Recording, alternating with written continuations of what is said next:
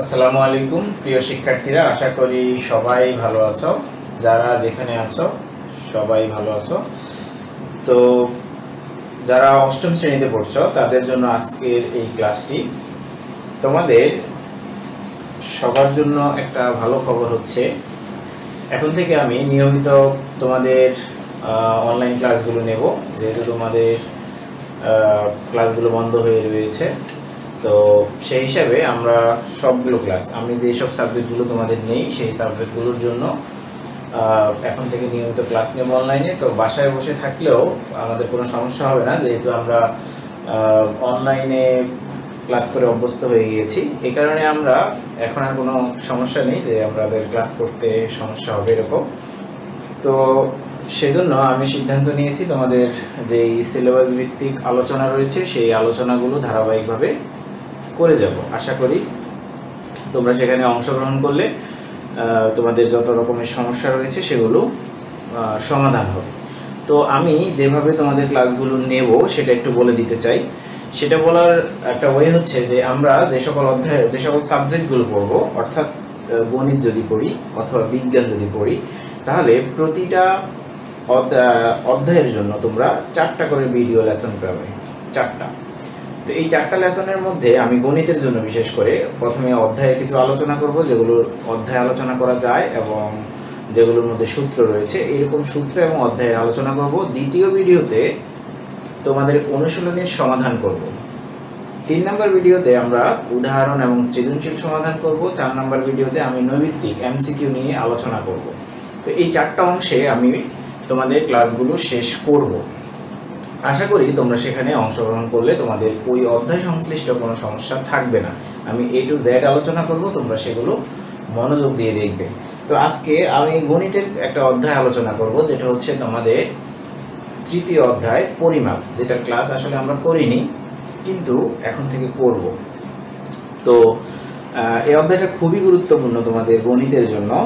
এই অধ্যায়ের বেসিকটা ভালো থাকা খুবই জরুরি, কারণ হচ্ছে পরিমাপ আমাদের সাথে খুব ওতপ্রোতভাবে জড়িত এবং এটা সংশ্লিষ্ট অনেকগুলো অঙ্ক রয়েছে। যেমন তোমরা ক্লাস 9-10-এ যখন যাবে তখন দেখবে পরিমিতি নামে তোমাদের একটা আলাদা অংশ রয়েছে, যেখানে তোমাদের এই হিসাব নিকাশের ব্যাপারগুলো খুব ভালোভাবে জড়িত। এছাড়াও আরও অনেক অধ্যায় রয়েছে যেখানে এই পরিমাপের অধ্যায়গুলো খুব ভালোভাবে আমাদের শিখে নিতে হবে, না হলে আমরা সেই অধ্যায়গুলো ভালো করে পারবো না। ক্লাস 9-10-এ যেহেতু আমাদের অধ্যয়ন করতেই হবে, জেএসসি পরীক্ষা যদি হয় তাহলে সেখানে তো এমনি লাগবে। এছাড়া আমাদের দৈনন্দিন কাজের ক্ষেত্রেও এই অধ্যায়ের গুরুত্ব আসলে অপরিসীম। তো তোমরা কেউ যদি কোনো অধ্যায় শেষ করতে চাও, অর্থাৎ A to Z শেষ করতে চাও, আর তোমাকে অবশ্যই এই 4টা ভিডিও শেষ করতে হবে। মনে রাখবে, 4টা ভিডিও শেষ করলে তোমার অন্তত 80% পড়া শিখা হয়ে, অর্থাৎ বোঝা হয়ে যাবে। শিখতে হবে তোমাকে। তো আমরা একটু শুরু করি। পরিমাপ, গণিত 3য় অধ্যায়, এটা আমরা পড়ব। অধ্যায়টার নাম হচ্ছে পরিমাপ। আজকে এটা হচ্ছে প্রথম পর্ব,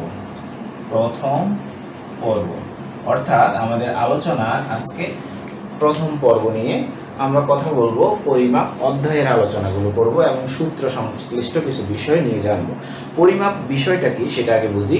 পরিমাপ হচ্ছে কোনো কিছুর পরিমাণ নির্ণয় করাকে পরিমাপ বলে।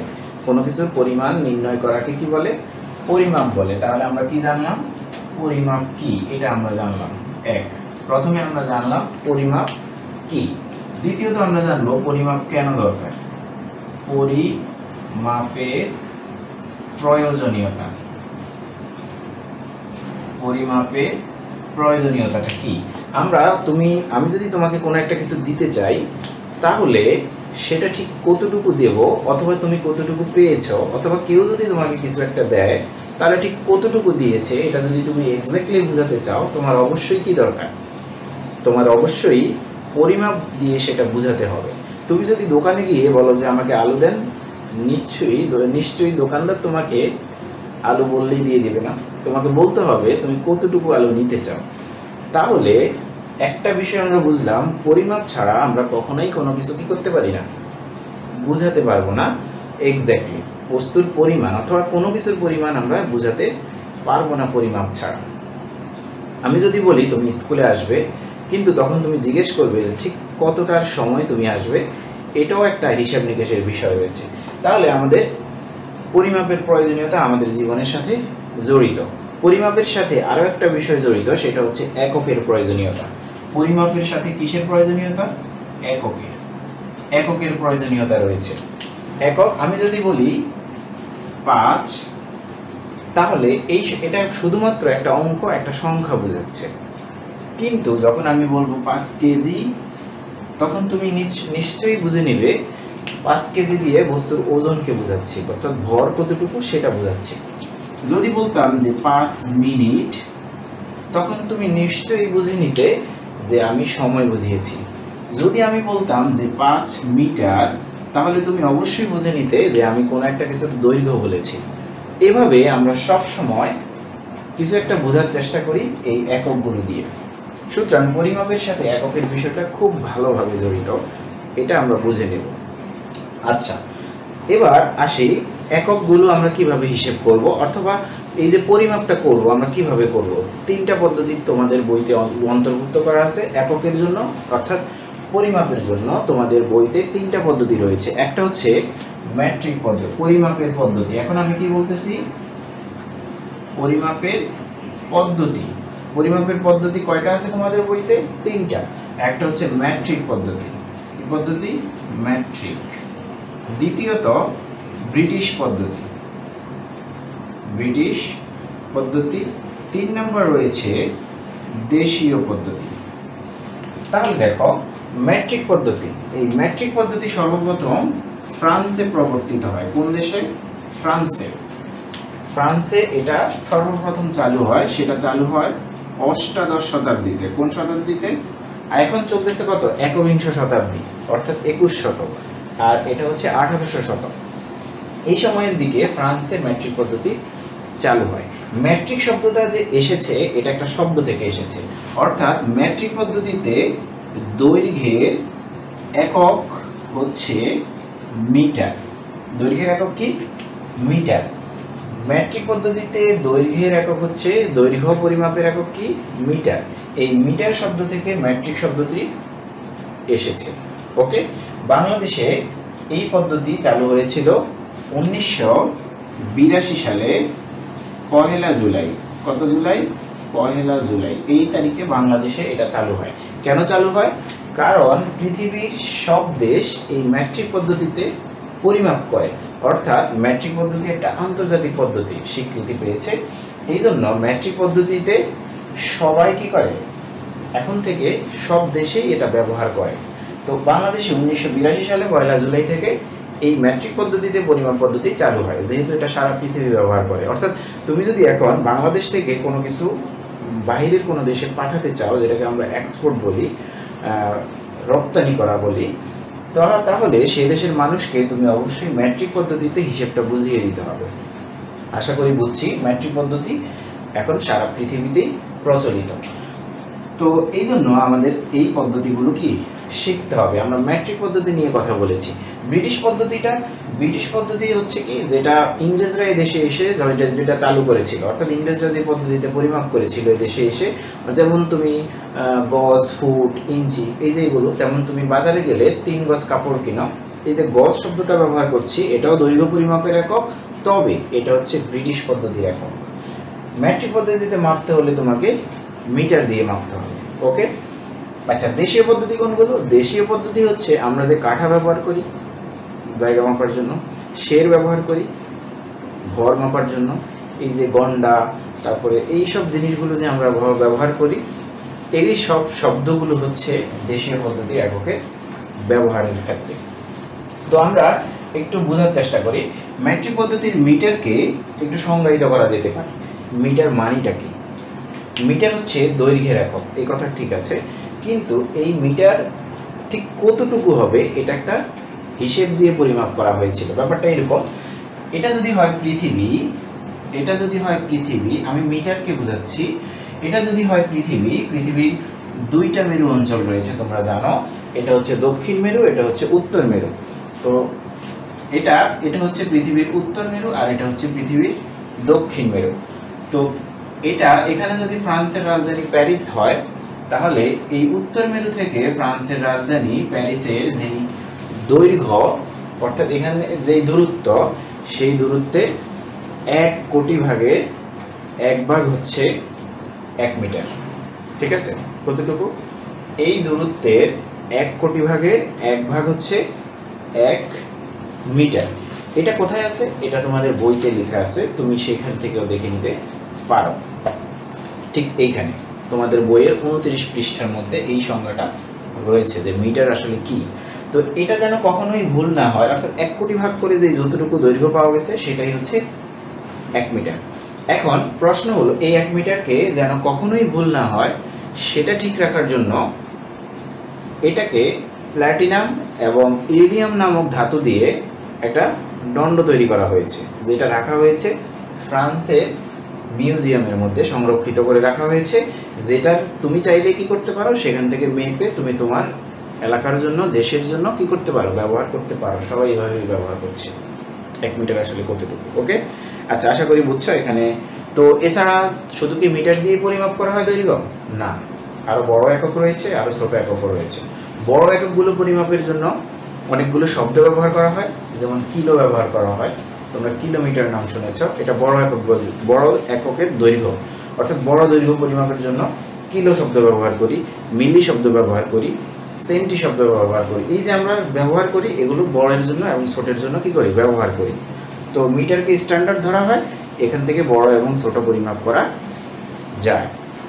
তো আশা করি বুঝছো যে তুমি আসলে আমরা মেট্রিক পদ্ধতি নিয়ে এখন আমরা শব্দগুলো শিখব। এই মিটারকে কিভাবে আমরা বড় এককে মাপতে পারি, কিভাবে ছোট। যেমন তোমাকে যদি বলা হয় যে এখানে যদি বলা হয় কলমের দৈর্ঘ্য কত, তুমি হয়তো বলবা যে 10 সেন্টিমিটার। 10 সেন্টিমিটার, এই যে সেন্টি শব্দ ব্যবহার করছো সেটা কিন্তু মিটার থেকে একটু ছোট। মিটার মানে কতটুকু? ধরো 1 মিটার বলতে এখান থেকে এখান পর্যন্ত হচ্ছে 1 মিটার। যদি হয় এখান থেকে এখান পর্যন্ত যদি 1 মিটার, অর্থাৎ 100 সেন্টিমিটার মাপলেই 1 মিটার হয়, এটা তুমি জানো। এখান থেকে এখান পর্যন্ত যদি 1 মিটার হয়, তা আমি যদি বলি যে এটা কত মিটার, সেটা মাপা হয়তো বলে দেওয়া যাবে, কিন্তু সেন্টিমিটার দিয়ে বললে এটা সবচেয়ে ভালো হয়, কারণ এটা মিটারের ছোট একটা অংশ।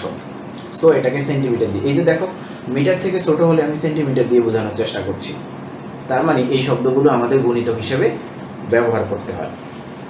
আমি একটু বলে দিই যে আমরা এখন এটা একটু মুছে ফেলি।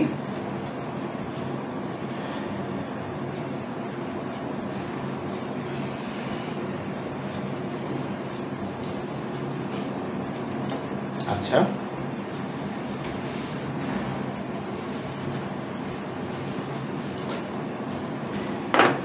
তো দেখো আমরা এখন থেকে এটা শিখব যে তুমি যদি এককগুলো, আমরা যদি মিটার ব্যবহার করি, মিটার হচ্ছে দৈর্ঘ্য পরিমাপের একক।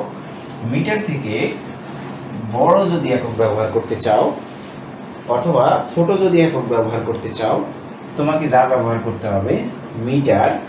মিটারের পরে হচ্ছে ডেকামিটার। ডেকা, মিটারের পরের বড় এককে ডেকা, এটা বড় লিখছি, আমি বড় লিখতেছি। তো ডেকা, তারপর হচ্ছে হেক্টর। মিটারের পরে এটা তোমরা, আমি যেভাবে লিখছি তোমরা একটু সেভাবে উঠাও খাতায়, এবং এটা যদি উঠিয়ে রাখতে পারো তাহলে তোমার মনে রাখা খুবই সহজ। ডেকা, হেক্টর, তারপর হচ্ছে কিলো। ওকে, এরপরে মিটার থেকে ছোটকে, মিটার থেকে ছোট হচ্ছে ডেসি, পরের ধাপ হচ্ছে ডেসি। ডেসি থেকে পরের ধাপকে, ডেসি থেকে পরের ধাপ হচ্ছে সেন্টি, ডেসি থেকে পরের ধাপ হচ্ছে সেন্টি, সেন্টি থেকে পরের ধাপ হচ্ছে মিলি, সেন্টি থেকে পরের ধাপ মিলি। ওকে, এটা হচ্ছে ম্যাট্রিক পদ্ধতির এককগুলোর হিসাব কিতাব। ওকে, আচ্ছা, এবার আসো। তো মনে রাখবে ম্যাট্রিক পদ্ধতির একটা বিশেষ বৈশিষ্ট্য রয়েছে, এটা কিন্তু এমসিকিউতে আসবে। ম্যাট্রিক পদ্ধতির বিশেষ বৈশিষ্ট্যটা কি? ম্যাট্রিক পদ্ধতি হচ্ছে 10 গুণোত্তর। ম্যাট্রিক পদ্ধতির বৈশিষ্ট্য কি? এটা হলো 10 গুণোত্তর। এটা এই শব্দটার মানে কি? এই শব্দের মানে হচ্ছে প্রতিটা ঘর 10 গুণ করে বাড়বে বা কমবে। বোঝা গেছে? তাহলে মিটার থেকে ডেকা হচ্ছে 10 গুণ বেশি, ডেকা থেকে হেক্টর হচ্ছে 10 গুণ বেশি, হেক্টর থেকে কিলো হচ্ছে 10 গুণ বেশি। আবার দেখো মিলি থেকে সেন্টি 10 গুণ বেশি, সেন্টি থেকে ডেসি হচ্ছে 10 গুণ বেশি, ডেসি থেকে মিটার হচ্ছে 10 গুণ বেশি। বুঝছি? প্রত্যেকটা ঘরের ডিফারেন্স কত? 10 10, এটা 10, এখানেও 10, এগুলো হচ্ছে ডিফারেন্স। 10 গুণ, তুমি ভাববে না যে 10 বেশি কম, এরকম না, 10 গুণিতক হিসেবে কম বেশি। ওকে, তাহলে কিভাবে বলতে পারি? 1 মিলিমিটার সমান 10 মিলিমিটার সমান 1 সেন্টিমিটার, 10 সেন্টিমিটারে 1 ডেসিমিটার, 10 ডেসিমিটারে 1 মিটার, 10 মিটারে 1 ডেকামিটার, 10 ডেকামিটারে 1 হেক্টোমিটার, 10 হেক্টোমিটারে 1 কিলোমিটার। মনে রাখা খুবই সহজ, তুমি শুধু মনে রাখতে হবে এই সিরিয়ালটা। এই সিরিয়ালটা মনে রাখলে ম্যাট্রিক পদ্ধতির হিসাব নিকাশগুলো তুমি বলে দিতে পারো। এখন যদি তোমাকে প্রশ্ন করা হয় মিটার আর কিলোমিটারের সম্পর্ক কত, দেখো কত মিটারে 1 কিলোমিটার? 10 10 10, কত হয়? 1000। তার মানে কি বলে দেবো? 1000 মিটারে 1 কিলোমিটার। এখন যদি বলা হয় কত মিটারে 1 হেক্টোমিটার? 10 10 100, তার মানে 100 মিটারে হচ্ছে 1 হেক্টোমিটার। ওকে, এবার যদি বলা হয় কত সেন্টিমিটার 1 মিটার? 10 10, কত হলো? 100, তার মানে 100 সেন্টিমিটার 1 মিটার। এখন যদি বলা হয় কত মিলিমিটারে 1 মিটার? 10 10 10, কত হলো? 1000, তার মানে 1000 মিলিমিটারে 1 মিটার। এভাবে আমরা বলে দিতে পারি, ইজি। তো মনে রাখবে ডেকা, হেক্টো, কিলো এই শব্দগুলো হচ্ছে গুণিতক বোধক শব্দ। এই শব্দগুলো কি? গুণিতক বোধক। এই শব্দগুলোকে বলা হয় কি? গুণিতক। কাদেরকে? ডেকা, হেক্টো, কিলো, এদেরকে বলা হয় গুণিতক বোধক শব্দ। আর এই শব্দগুলো এসেছে গ্রিক ভাষা থেকে। কোন ভাষা থেকে? এই শব্দগুলো এসেছে কোন ভাষা থেকে? গ্রিক ভাষা থেকে। কোন শব্দগুলো? ডেকা, হেক্টো, কিলো। আর ডেসি, সেন্টি, মিলি এই শব্দগুলো হচ্ছে অংশবোধক শব্দ। কি বোধক? অংশবোধক। অর্থাৎ এটার 10 ভাগের 1 ভাগ, মিটারের 10 ভাগের 1 ভাগ হচ্ছে ডেসি, ডেসির 10 ভাগের 1 ভাগ হচ্ছে সেন্টি, সেন্টির 10 ভাগের 1 ভাগ হচ্ছে মিলি। ওকে, আবার এইভাবে বলি, মিটারের 10 ভাগের 1 ভাগ ডেসি, মিটারের 100 ভাগের 1 ভাগ হচ্ছে সেন্টি, মিটারের 1000 ভাগের 1 ভাগ হচ্ছে মিলি। তার মানে হচ্ছে 10 ভাগের 1 ভাগ, 100 ভাগের 1 ভাগ, 1000 ভাগের 1 ভাগ। এটা হচ্ছে 10 গুণ, এটা হচ্ছে 100 গুণ, এটা 1000 গুণ। তো এটা কার সাথে তুলনা করে বলা হয়েছে? মিটারের সাথে তুলনা করে বলা হয়েছে। ঠিক আছে, এই এতক্ষণ আমি যা বললাম। তো একটু কনভারসেশন, আমাদের কিছু জিনিস শিখতে হবে। কনভারসেশন, যেমন তোমাকে যদি বলা হয় 3000 কিলোমিটার, 3000 মিটার, এটা যদি বলা হয় যে এটাকে কোথায় নাও? কিলোমিটারে নাও। 3000কে কোথায় নাও? কিলোমিটারে নাও। তাহলে দেখো আমরা আছি এখন কোথায়? এখানে মিটারে, আমাকে নিতে হবে কোথায়? কিলোমিটারে। তাহলে আমাদের বড় এককে নিতে হবে। মনে রাখবে সবসময় বড় এককে নিতে হলে সবসময় সম্পর্ক দিয়ে ভাগ করতে হয়। কি দিয়ে? সম্পর্ক দিয়ে ভাগ করতে হয়।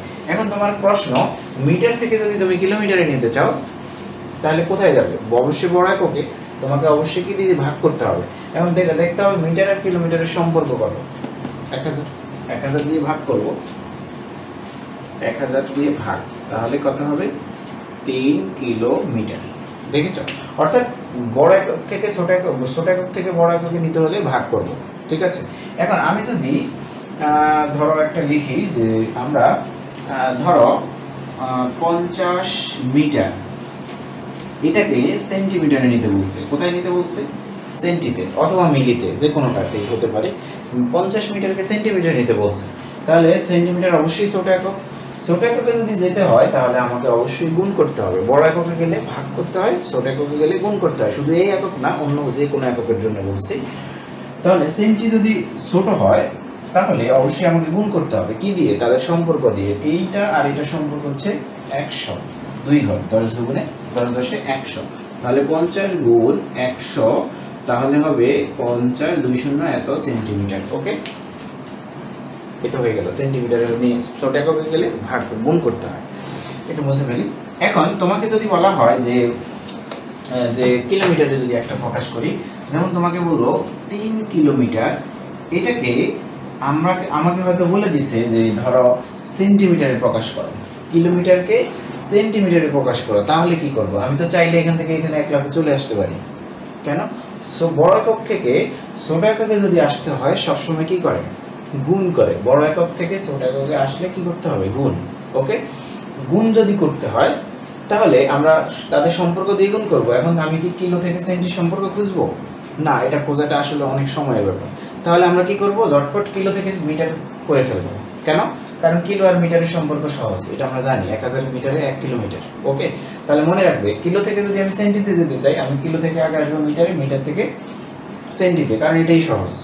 আমি আবার কিলো থেকে ডেকা, ডেকা থেকে মিটার এভাবে আসবো না, আমরা যেগুলো জানি ওগুলোতে আমরা পাস করব। ঠিক আছে, কিলো থেকে মিটার, মিটার থেকে সেন্টি। ওকে, তাহলে তোমাকে 3 গুণ মিটারে যদি আসি তাহলে 1000 দিয়ে গুণ করবো, এত মিটার হয়ে গেল। দেখো এখন মিটার হয়ে গেছে।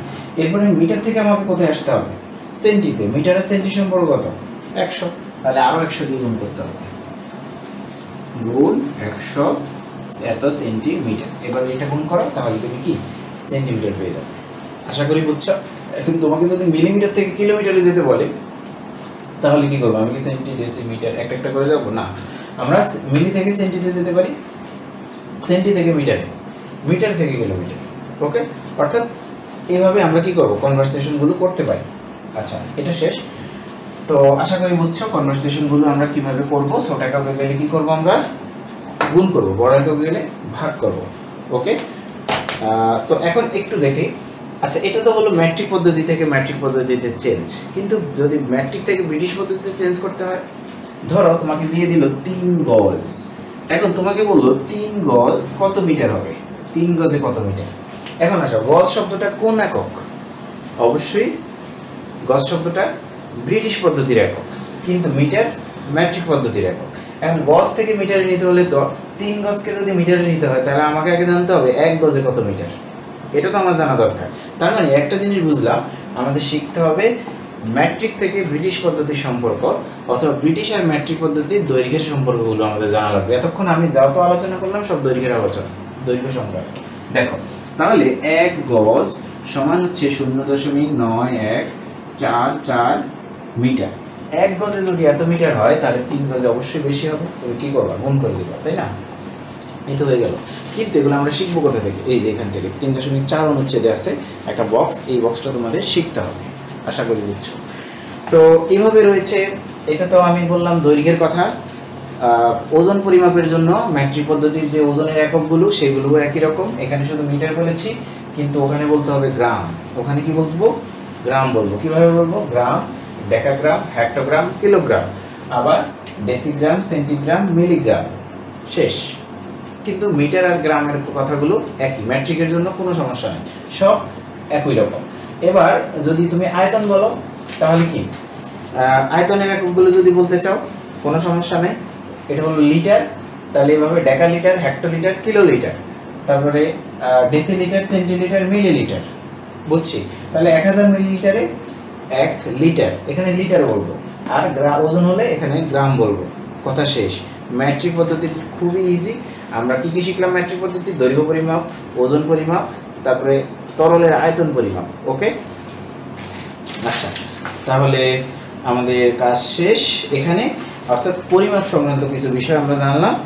আর তোমাদের আরও কিছু জিনিস একটু জেনে নেই। তোমাদের বইয়ে আরও কিছু বক্স আছে যেগুলো 1000 কিলোগ্রামে 1 কুইন্টাল, 100 কিলোগ্রামে 1 কুইন্টাল, 1000 কিলোগ্রামে 1 মেট্রিক টন, বা 1 টন বলতে আমরা যেটা বুঝি 1000 কেজিতে 1 টন, এগুলো আমাদের একটু জানতে হবে। এখানে তেমন আর কিছুই নাই। এখানে এটা পড়তে হবে, তরল পদার্থের আয়তন পরিমাপের একক হচ্ছে, তরলের কিন্তু দৈর্ঘ্য মাপা যায় না, ভর মাপি না আমরা, তরলের কি মাপি? আয়তন মাপি। বুঝছি। তরলের আয়তন যদি মাপি তাহলে তরলের আয়তন মাপার একক হচ্ছে লিটার। তরলের আয়তন মাপার একক কি? লিটার। আচ্ছা, তো আরেকটা জিনিস এখান থেকে পড়তে হবে, 4 ডিগ্রি সেলসিয়াস তাপমাত্রায় 1 ঘন সেন্টিমিটার। এটা হলো 33 পৃষ্ঠা। 4 ডিগ্রি সেলসিয়াস তাপমাত্রায় 1 ঘন সেন্টিমিটার বা 1 কিউবিক সেন্টিমিটার, সংক্ষেপে বলা হয় সিসি। সিসি মানে কিউবিক সেন্টিমিটার, ঘন সেন্টিমিটার। বিশুদ্ধ পানির ওজন হচ্ছে 1 গ্রাম। অর্থাৎ 1 ঘন সেন্টিমিটার পানির ওজন 1 গ্রাম। এটা অঙ্ক করতে লাগবে এবং অবশ্যই এটা শিখতে হবে। 4 ডিগ্রি সেলসিয়াস তাপমাত্রার জন্য এই তাপমাত্রায় পানির ঘনত্ব সবচেয়ে বেশি হয়। কিউবিক সেন্টিমিটারকে সংক্ষেপে সিসি হিসেবে লেখা হয়। 1 লিটার বিশুদ্ধ পানির ওজন 1 কিলোগ্রাম, এটাও জানতে হবে। অর্থাৎ 1 লিটার পানির ওজন 1 কেজি, এটা তোমাকে জানতে হবে। 1 লিটার পানির ওজন কত? 1 কেজি। আমি একটু এগুলো মুছে দিতে চাই, তোমরা এগুলো লিখে রাখবে, কারণ এগুলো তোমাদের পরবর্তীতে অনেক কাজে লাগবে। আমাদের এই সংক্রান্ত আলোচনা আপাতত শেষ। এবার আমরা কিছু গুরুত্বপূর্ণ বিষয় শিখব, যে বিষয়গুলো আমাদের জানাটা খুব জরুরি। সেগুলো হচ্ছে এই অধ্যায়ের সূত্রগুলো, কি কি সূত্র লাগতে পারে। আর তবে তোমাদের আরেকটা জিনিস বলে দিই তার আগে, সেগুলো হচ্ছে তোমাদের এই যে সম্পর্কগুলো দেখছো, এই সম্পর্কগুলো তোমাদের শিখতে হবে। কেন শিখতে হবে? কারণ এগুলো এক হচ্ছে এমসিকিউতে আসে অনেক বেশি, আর আরেক কথা হচ্ছে আমাদের যখন সৃজনশীল দেয় তখন বিভিন্ন পদ্ধতিতে অঙ্কগুলোর এককগুলো দিয়ে দেয়। সেগুলো আমাদের অর্থাৎ সেন্টিমিটার থাকলে আমরা মিটারে নিয়ে অঙ্ক করতে হবে, আমাদের বর্গ ডেকামিটার দিয়ে দিতে পারে, আবার হেক্টোমিটার দিতে পারে। তো এখন কোনটা দেয় আসলে বলা যাচ্ছে না, এই কারণে আমাদের এককগুলো শিখতে হবে, আর তখন আমরা ট্রান্সফার করে শিখতে পারবো। এগুলো আমাদের স্টেপ বাই স্টেপ শিখতে হবে। এটা যে আমি একদিনই শিখে বলবো ব্যাপারটা এরকম না, আমাদের স্টেপ বাই স্টেপ ধরে ধরে আস্তে আস্তে শিখতে হবে, ঠিক আছে? তো দীর্ঘদিনের প্রসেস, আমরা একদিনে শিখে ফেলতে চাইবো না, ওকে? আচ্ছা, তো এখন আমরা তোমাদের দুইটা বিষয় সম্পর্কে, দৈর্ঘ্য পরিমাপের জন্য আমরা প্রথমে শিখলাম দৈর্ঘ্য। আচ্ছা, কোনো কিছুর দৈর্ঘ্য থাকতে পারে, কোনো কিছুর প্রস্থ থাকতে পারে, কোনো কিছুর উচ্চতা থাকতে পারে, ওকে? তো একটা তলের কথা যদি বলি, যেমন এই বোর্ডটা একটা তলের উপর রয়েছে, এই যে বোর্ডটা তুমি দেখছো এটা হচ্ছে একটা তল। এটা কয়টা তল? একটা তল। এভাবে যে কোনো বস্তুর অনেকগুলো তল থাকতে পারে, আবার একটাও তল থাকতে পারে, তাই না? দুইটা তল থাকতে পারে। এখন কোনো বস্তুর একটা তল থাকবে, কোনো বস্তুর দুইটা তল থাকবে। যেমন আমার হাতে এটা যেটা রয়েছে, এই বক্সটার এটা একটা তল, এটা আরেকটা তল, এটা আরেকটা তল, এটা আরেকটা, এটা আরেকটা, এটা আরেকটা, এভাবে 6টা তল রয়েছে এটা, ওকে? যার তাহলে এটা কি আছে? দৈর্ঘ্য আছে, উচ্চতা আছে, এটা প্রস্থ রয়েছে, প্রস্থ, এটা দৈর্ঘ্য রয়েছে, প্রস্থ রয়েছে, এটা দৈর্ঘ্য রয়েছে, প্রস্থ রয়েছে এবং উচ্চতা রয়েছে, ওকে? তো এই বিষয়টা আমরা একটু যদি বোঝার চেষ্টা করি, যার দৈর্ঘ্য, প্রস্থ এবং উচ্চতা থাকে তাকে বলা হয় ঘনবস্তু। তাকে কি বলে? ঘনবস্তু, ঠিক আছে? তাকে ঘনবস্তু বলে। তাহলে দৈর্ঘ্য, প্রস্থ এবং উচ্চতা, এই তিনটা শব্দ আমরা যখন জানি। এবার আসো ক্ষেত্রফল বিষয়টা কি? ক্ষেত্রফল হচ্ছে এটা যদি একটা তল হয়, ক্ষেত্রফল সবসময় একটা তলের হিসেব করা হয়। কয়টা তলের? একটা তলের মোট জায়গার পরিমাণই হচ্ছে ক্ষেত্রফল। একটা তলের মোট জায়গার পরিমাণই হচ্ছে কি? ক্ষেত্রফল, ওকে? তাহলে দেখো এই যে বিষয়টা তুমি দেখছো, এই যে তলটা দেখছো, এটার মধ্যে অর্থাৎ এই বোর্ডের মধ্যে ঠিক যতটুকু জায়গা রয়েছে সেটাই হচ্ছে তার ক্ষেত্রফল, ওকে? এটার মধ্যে যা জায়গা রয়েছে সেটাই তার কি? ক্ষেত্রফল। এখন আমি যদি বলি এই বইটার ক্ষেত্রফল, এই তলের যদি ক্ষেত্রফল হিসাব করি, অর্থাৎ এই তলের মধ্যে কতটুকু জায়গা আছে সেটাই কি? ক্ষেত্রফল। তুমি যদি বলো তোমার ঘরের ক্ষেত্রফল, তাহলে তোমার ঘরের মেঝের মধ্যে যতটুকু জায়গা রয়েছে খালি, এই খালি জায়গাটাই হচ্ছে তার ক্ষেত্রফল। আচ্ছা, ক্ষেত্রফল বিষয়টা বুঝছো। আর যদি বলা হয় আয়তনটা কি? আয়তন হচ্ছে এই ঘরের এই যে ফাঁকা জায়গাটা আমরা দেখছি, এই ফাঁকা জায়গাটা হচ্ছে এই ঘরের আয়তনের এলাকা, বুঝছি? অর্থাৎ আয়তনটা হচ্ছে এই ফাঁকা জায়গাটা, ঠিক আছে? এই ঘরের আয়তন বললে এই ফাঁকা জায়গাটাকে আমরা বুঝতেছি, ঠিক আছে? আশা করি আয়তন, দৈর্ঘ্য, প্রস্থ এগুলোর সম্পর্কে তোমার একটু ধারণা হয়েছে। তো আমরা এটাও বাদ দিলাম। এবার আসো, এগুলো হচ্ছে বাস্তব ধারণা যে এটা আসলে কোথায় আছে। অনেক স্টুডেন্ট এটাই বুঝে না যে আসলে ক্ষেত্রফলটা বাস্তবে কোথায় আছে। এখন তো তাকে যদি জিজ্ঞেস করা হয় এই ঘরের দৈর্ঘ্য এত, প্রস্থ এত, ক্ষেত্রফল বের করো, হ্যাঁ সেই ক্ষেত্রফল বের করে ফেলছে, কিন্তু আসলে কোথায় আছে এটা জানে না। তো ক্ষেত্রফলটা তোমাকে বুঝতে হবে যে যেই জায়গার ক্ষেত্রফল আমি বের করছি তার একটা তলের মধ্যে যা জায়গা আছে সেটাই হচ্ছে তার ক্ষেত্রফল। আর আয়তনটা হচ্ছে কি? তার দৈর্ঘ্য এবং প্রস্থ, উচ্চতা, এই তিনটা বিষয় গুণ করলে ক্ষেত্রফল পাওয়া যায়, আয়তন পাওয়া যায়, সেটা আমরা জানি। কিন্তু সেটা কোথায়? এই ঘরের কোথায় আছে? এই ফাঁকা জায়গাটা হচ্ছে তার আয়তনের এরিয়া, বুঝছি? এখন যদি আমি এটার আয়তনের কথা বলি, তাহলে এটার যে ভিতরে, অর্থাৎ এটার ভিতরে টোটালি যে জায়গাটা রয়েছে সেটাই হচ্ছে তার আয়তনের এরিয়া, বুঝা গেছে? তো আশা করি বুঝছি। এখন আমাদের কিছু গুরুত্বপূর্ণ ক্ষেত্র সম্পর্কে জানতে হবে। এই অধ্যায়ের জন্য যে ক্ষেত্রগুলো লাগে সেগুলো হচ্ছে আয়তক্ষেত্র। কি লাগে? আয়তক্ষেত্র লাগবে। এটা যারা চিনো তারা তো ভালো, আর যারা চিনো না তাদেরকে চিনে নিতে হবে। তাহলে এটা হলো একটা আয়তক্ষেত্র, এটা সবাই জানো। আমার আঁকা যদি সুন্দর নাও হয় তবুও তুমি চিনো যে আয়তক্ষেত্রটা আসলে কি। আচ্ছা, এই আয়তক্ষেত্রটা দেখতে এরকম, যার বিপরীত বাহুগুলো সমান ও সমান্তরাল এবং কোণগুলো সমকোণী, ওকে? আর এরপরে এই অধ্যায়ের জন্য লাগবে বর্গক্ষেত্র। কি লাগবে? বর্গক্ষেত্র। বর্গক্ষেত্র অবশ্যই তোমরা চিনো, যদিও আমি আঁকতে পারছি না, কিন্তু তুমি আসলে চিনো। বর্গক্ষেত্র মানে হচ্ছে সব বাহু সমান এবং কোণগুলো সমকোণ। এরপরে রয়েছে সামান্তরিক। সামান্তরিক তোমাকে চিনতে হবে। সামান্তরিক এর বাহুগুলো অনেকটা এইরকম, তাই না? এটা হলো সামান্তরিক, যার বিপরীত বাহুগুলো সমান ও সমান্তরাল কিন্তু কোণগুলো সমকোণ না। অর্থাৎ এটাকে যদি একটু ধাক্কা দাও তাহলে এইরকম হয়ে যাবে, তাই না? আচ্ছা, এবার আসো আয়তক্ষেত্র, বর্গক্ষেত্র, সামান্তরিক। এরপরে আছে রম্বস। রম্বসটা তোমাকে পাঠতে হবে। রম্বসটা দেখতে এই সামান্তরিকের মতো বাঁকা, কিন্তু বাহুগুলো সমান, যেই চতুর্ভুজের সবগুলো বাহু সমান কিন্তু কোণগুলো সমকোণ নয় তাকে বলা হয় রম্বস ক্ষেত্র। ওকে, তো আয়ত, বর্গ, রম্বস। আরেকটা লাগবে ত্রিভুজ। ত্রিভুজ ক্ষেত্র সবাই জানে, ত্রিভুজ তিনটি বাহু দ্বারা সীমাবদ্ধ ক্ষেত্রকে ত্রিভুজ বলে। এই অধ্যায়ের জন্য আমাদের ত্রিভুজ সম্পর্কে আইডিয়া থাকতে হবে, ত্রিভুজের সূত্র সম্পর্কে আইডিয়া রাখতে হবে। আরেকটা লাগতে পারে, আবার নাও লাগতে পারে। ট্রাপিজিয়াম মাঝে মাঝে আসে, মাঝে মাঝে আসে না এই অধ্যায়ের জন্য, কিন্তু ট্রাপিজিয়াম সম্পর্কে আমি বলে দেব। তো ট্রাপিজিয়াম, আচ্ছা এখানে লিখি ট্রাপিজিয়াম। তোমরা সবাই অনেকেই চিনো ট্রাপিজিয়াম, যেহেতু তোমাদের জ্যামিতির আলোচনা হয়ে গেছে এই জন্য অবশ্যই তোমরা ট্রাপিজিয়ামটা চিনো। তো ট্রাপিজিয়ামটা কি? ট্রাপিজিয়াম হচ্ছে যে চতুর্ভুজের এক জোড়া, চতুর্ভুজের কয়টা বাহু? চারটা। চারটার মধ্যে মাত্র দুইটা বাহু যদি কি হয়? সমান্তরাল, নট সমান, নট ইকুয়াল। আমি ইকুয়াল বলিনি, সমান বলিনি, কি বলছি? সমান্তরাল। দুইটা বাহু যদি সমান্তরাল হয় তাহলে সেই চতুর্ভুজকে বলা হবে ট্রাপিজিয়াম। তাহলে সমান্তরাল, যেমন এই বাহু আর এই বাহু সমান নয় কিন্তু সমান্তরাল, তাহলে এটা দিয়ে যদি আমি একটা চতুর্ভুজ এঁকে ফেলি তাহলে এটা একটা ট্রাপিজিয়াম হতে পারে। বুঝছি? তো কোনো বাহু সমান হতে পারে, আবার সমান নাও হতে পারে, ডাজন্ট ম্যাটার, এটা কোনো সমস্যা না, এটাও একটা ট্রাপিজিয়াম, কোনো সমস্যা নেই। অর্থাৎ এই বাহু আর এই বাহু সমান্তরাল, এই বাহু আর এই বাহু সমান্তরাল, এবার যে কোনো এক জোড়া বাহু সমান্তরাল হলেই হলো, কোনো সমস্যা নেই। ঠিক আছে? আচ্ছা, তো আমাদের এই ক্ষেত্রগুলো সম্পর্কে একটু আইডিয়া হলো।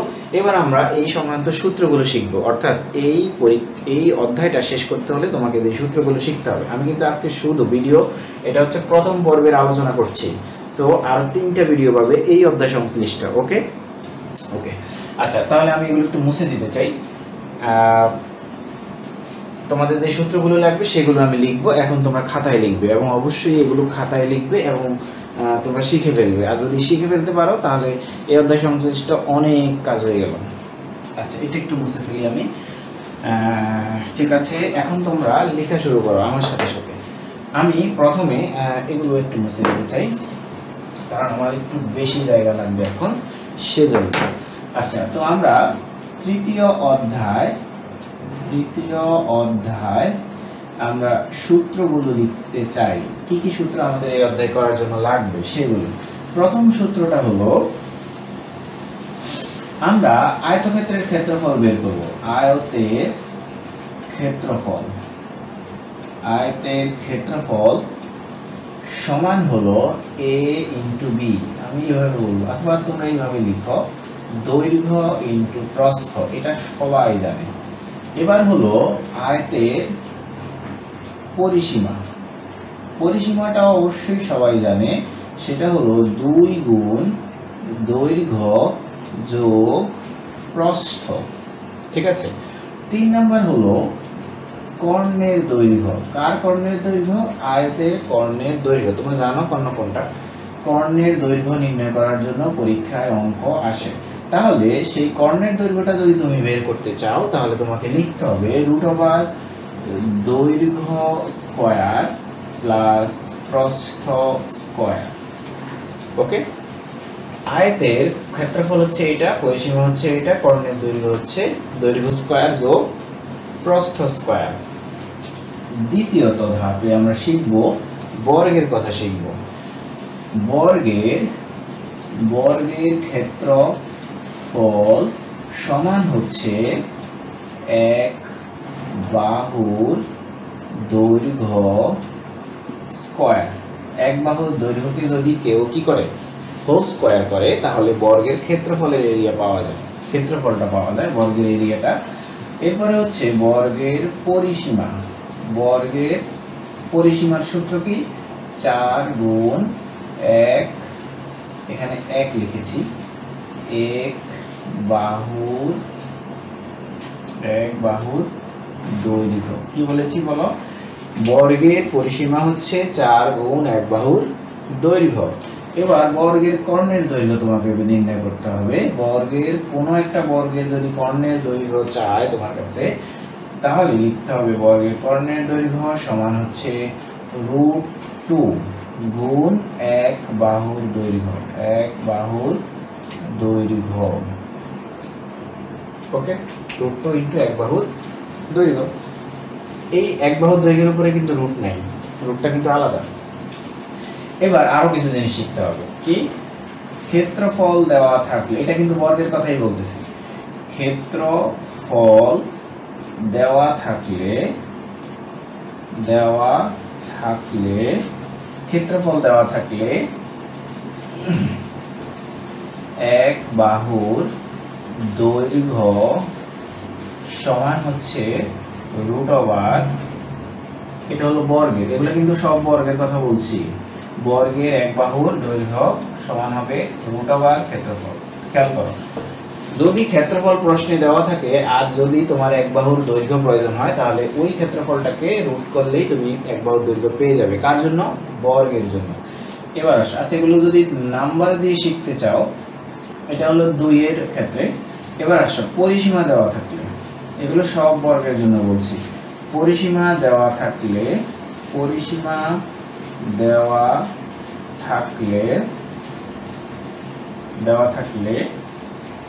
বর্গের এক বাহুর, এগুলা প্রশ্নের জন্য অনেক কাজে লাগবে, পরীক্ষার সৃজনশীলের জন্য অনেক কাজে লাগবে। বর্গের এক বাহুর দৈর্ঘ্য সমান হবে পরিসীমা ভাগ 4, পরিসীমা ভাগ 4।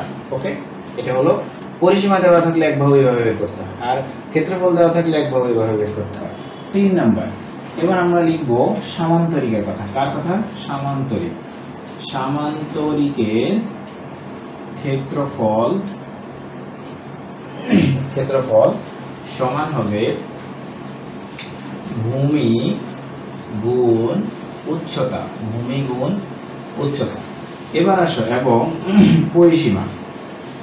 পরিসীমা সমান হচ্ছে 2 গুণ সন্নিহিত দুটি বাহুর যোগফল। কি লিখেছি? 2 গুণ সন্নিহিত দুটি বাহুর যোগফল। ওকে, এবার আসো, এখানে আর কিছু লাগবে না। 4 নাম্বার, রম্বস। রম্বসের ক্ষেত্রফল সমান হবে হাফ ইন্টু কর্ণদ্বয়ের গুণফল, হাফ ইন্টু কর্ণদ্বয়ের গুণফল। ওকে, এটা হচ্ছে রম্বসের ক্ষেত্রফলের সূত্র। এবার রম্বসের পরিসীমা সমান হবে, রম্বসের পরিসীমার সূত্র কি? রম্বসের পরিসীমার সূত্র হচ্ছে 4 গুণ এক বাহুর দৈর্ঘ্য। এটা অনেকটাই বর্গের মতো, ঠিক আছে? এখানে আর লাগবে না, এগুলো হলে চলবে। বর্গে, এটা হলো রম্বসের জন্য। এবার আমরা লিখব আয়তক, বর্গ, সামান্তরিক, রম্বস। তাহলে আমরা লিখি ত্রিভুজ। ত্রিভুজটা সহজ, আমি ত্রিভুজটা লিখছি, তোমরা লিখো 5। ত্রিভুজের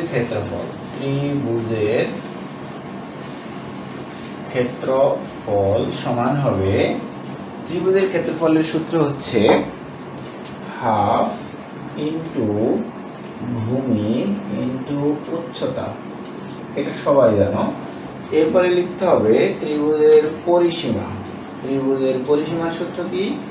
3 বাহুর সমষ্টি, 3 বাহুর যোগফল, এটা লিখলে হবে। অর্থাৎ 3 বাহুর দৈর্ঘ্যের যোগফলই হচ্ছে ত্রিভুজের পরিসীমা। 6 আমরা লিখব ট্রাপিজিয়াম, অথবা ট্রাপিজিয়ামের ক্ষেত্রফল লিখতে পারি।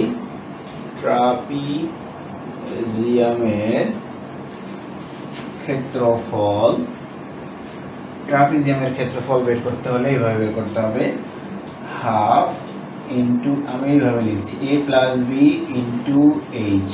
আচ্ছা, a plus B into H কেন লিখছি? একটু জায়গা কম তো, এই জন্য লিখলাম। তো আমি একটু পরিচয় বলে দিচ্ছি। a প্লাস বি হলো, a প্লাস বি পরিচয়টা লিখছি, দেখো। অর্থাৎ a প্লাস বি বলতে কি বোঝাচ্ছি সেটা। এ প্লাস বি হলো সমান্তরাল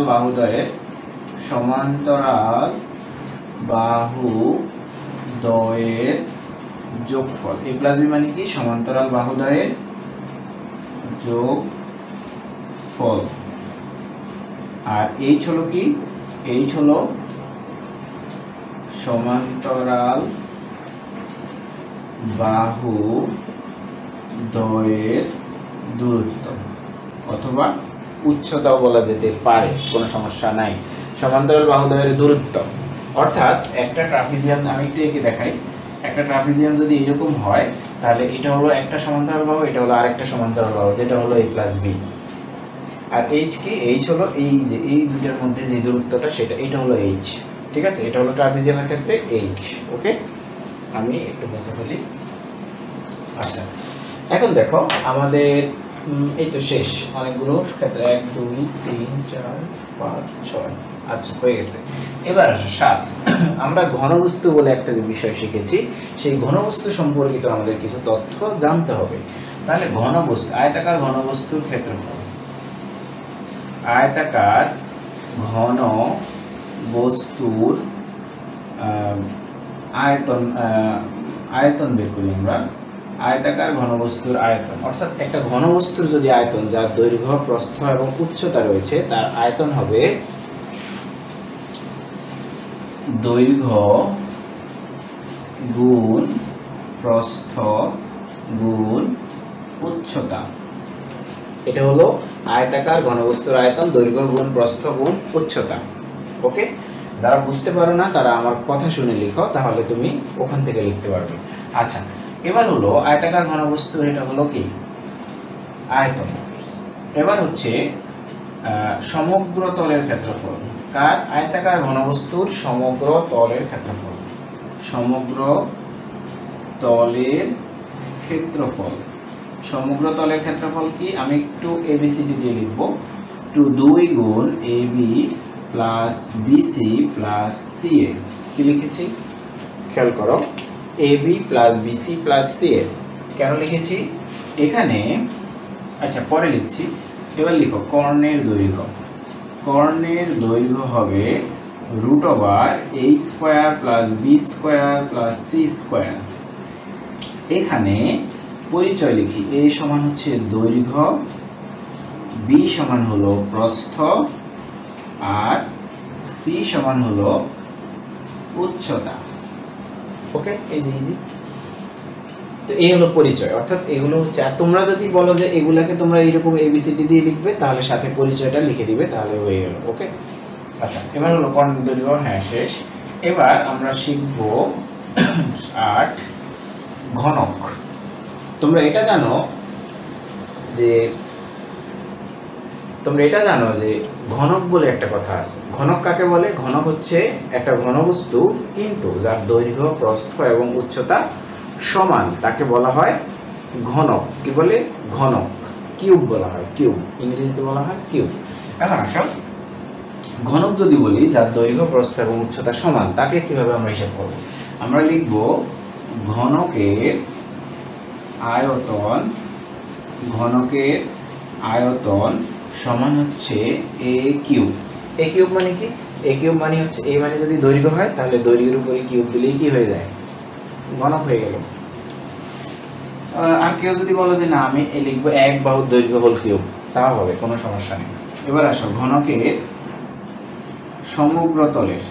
ঘনকের সমগ্র তলের ক্ষেত্রফল। ঘনকের সমগ্র তলের ক্ষেত্রফল 6a²। এ মানে কি? এ মানে 1 বাহুর দৈর্ঘ্য। এবার কর্ণের দৈর্ঘ্য। কিসের দৈর্ঘ্য? কর্ণের দৈর্ঘ্য। কার দৈর্ঘ্য? কর্ণের দৈর্ঘ্য আমরা নির্ণয় করতে চাই। তাহলে কি লিখব? সমান হবে √3 × a। কি লিখব? √3 × a। এর উপরে কিন্তু রুট নেই, এটা মনে রাখতে হবে। এখানে পরিচয় লিখি। a সমান হচ্ছে 1 বাহুর দৈর্ঘ্য। এই তো হয়ে গেল। তোমরা যদি এই অধ্যায়ের এই সূত্রগুলো তোমরা মনে রাখতে পারো, আমার মনে হয় তোমাদের 80% পড়া হয়ে গেছে। তো আমাদের অধ্যায়ের আলোচনা আসলে আর নেই, এইটুকুই ছিল তোমাদের অধ্যায়ের আলোচনা। যারা এই অধ্যায়ের আলোচনা ভালো করে শুনেছ। তো এরপরে দ্বিতীয় যেই পর্বটা, সেই পর্বে যখন আমরা অনুশীলনীর অঙ্কগুলো করব, আশা করি তোমাদের কোনো সমস্যাই হবে না, কারণ আমরা এখন সব হিসেব নিকেশ শিখে ফেলেছি। এখন অর্থাৎ হিসেব নিকেশ সংক্রান্ত কিছু ধারণা আমাদের হয়ে গিয়েছে। তো এখন আমি একটু বলে দেই, ক্ষেত্রফল যখন বলা হবে, আচ্ছা তো এটা না, আচ্ছা এগুলো পরে আলোচনা, এখন আর লাগবে না। আশা করি তোমাদের যতটুকু আলোচনা দরকার ছিল আমি পুরোটাই করে ফেলেছি। তো প্রিয় শিক্ষার্থীরা, এটা ভালো করে তোমরা লিখে রাখবে এবং সূত্রগুলো লিখে টেবিলের সামনে একদম আঠা দিয়ে লাগিয়ে ফেলবে, আঠা দিয়ে। তো যখন তুমি পড়বে তোমার শিখা হয়ে যাবে। এগুলো একটু মনে রাখার বিষয় রয়েছে, যেহেতু আমাদের অঙ্কগুলো আমরা তাড়াতাড়ি করতে চাই, এই জন্য আমাদের শিখতে হবে। তো সবাই ভালো থাকো এবং দ্বিতীয় পর্বটা দেখে তোমাদের অনুশীলনের অঙ্কগুলোর জন্য প্রস্তুতি নাও। তো এর পরের পরীক্ষাটি অবশ্যই এই অধ্যায় সংশ্লিষ্টই হবে। আশা করি ভালো থাকবে সবাই। ঠিক আছে, আল্লাহ হাফেজ।